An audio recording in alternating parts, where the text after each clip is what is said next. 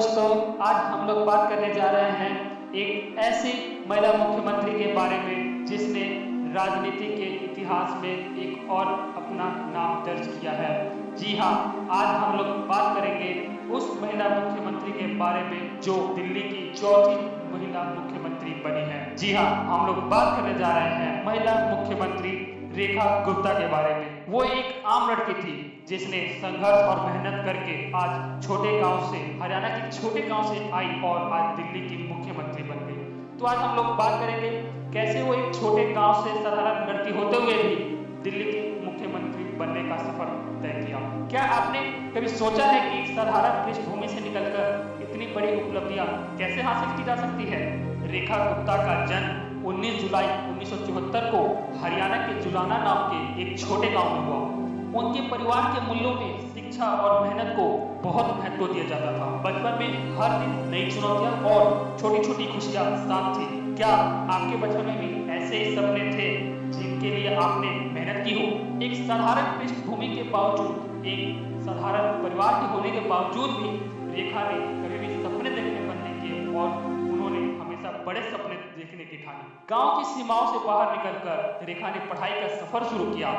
उन्होंने दिल्ली विश्वविद्यालय के दौलत राम कॉलेज से बीकॉम किया और फिर उन्होंने सोचा कि कानून की पढ़ाई किया जाए और उन्होंने कानून की पढ़ाई के लिए चौधरी चरण सिंह विश्वविद्यालय में दाखिला ले लिया।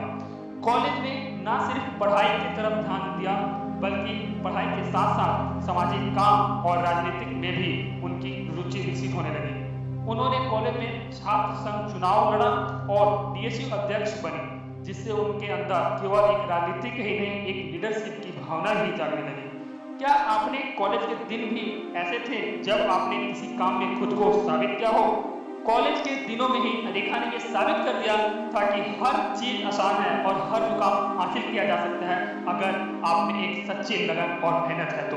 कॉलेज में कदम रखने के बाद रेखा ने राजनीति को अपना करियर बना लिया। उन्होंने उत्तर पिटमपुरा वार्ड से पार्षद का चुनाव लड़ा और जीत भी गए। इसके बाद उन्होंने दक्षिण दिल्ली नगर निगम के महापौर के रूप में भी काम किया। छोटे छोटे कदम को बढ़ाकर शुरू करके उन्होंने जनता का विश्वास जीत लिया। क्या आपको लगता है कि छोटे छोटे कदम बड़े मुकाम की ओर ले जाते हैं? रेखा ने अपने मेहनत से स्थानीय राजनीति में अपनी पहचान बनाई, जिससे आगे चलकर बड़ी जिम्मेदारियां आई। स्थानीय राजनीति में कामयाबी के बाद रेखा ने राष्ट्रीय राजनीति में भी अपना कदम रखा और भाजपा पार्टी में शामिल होकर महिलाओं के सशक्तिकरण और समाज के उत्थान के लिए उन्होंने कई ऐसे बहुत सारे महत्वपूर्ण कदम उठाए, जिससे राजनीति में उनका नाम और ऊंचा होता चला गया। उनके काम और ईमानदारी ने उन्हें जनता का चहेता नेता बना दिया।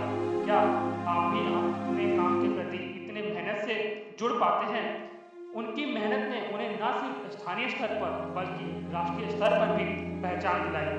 वो इतने अच्छे काम करते गए कि उन्होंने लोगों के दिल में जगह बना दिया और एक दिन ऐसा आया कि 2025 के दिल्ली विधानसभा चुनाव में रेखा गुप्ता ने शालीमार बाग सीट से जबरदस्त जीत हासिल की। इस जीत ने भाजपा को 27 वर्षों के बाद दिल्ली में सत्ता में वापसी दिलाई। 19 फरवरी 2025 को उन्हें विधानसभा दल का नेता चुना गया और अगले ही दिन उन्होंने मुख्यमंत्री पद की शपथ ली। यह वो ऐतिहासिक दिन था जब एक साधारण पृष्ठभूमि की लड़की ने पूरे दिल्ली के लिए एक नया अध्याय शुरू किया। क्या आपको याद है वो पल जब आपके कोई पसंदीदा नेता ने जीत हासिल करके और शपथ लिया हो और आपको बहुत खुशी मिला हो? रेखा गुप्ता अब दिल्ली की वो चौथी महिला मुख्यमंत्री है जो हर उस महिला के लिए प्रेरणा है जिनके सपने बड़े होते हैं और वो सोचते हैं कि हम महिला है और कुछ कर नहीं सकते। जीवन में हर कदम चुनौतियां आती है, चाहे वो पैसों के रूप में हो, आर्थिक संकट हो, सामाजिक हो या फिर राजनीति हो या फिर किसी भी तरह का संकट हो,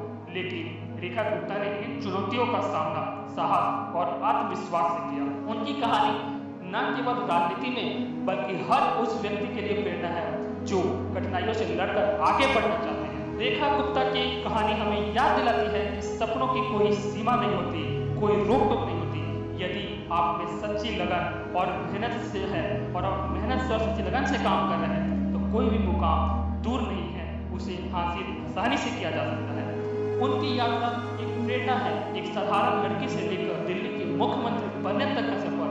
हमें कमेंट में बताएं कि आपको उनकी किस बात से सबसे ज़्यादा प्रेरणा मिली। और हाँ, वीडियो को लाइक करें, शेयर करें और हमारे चैनल को सब्सक्राइब करना ना भूलें ऐसे ही और भी वीडियो के लिए।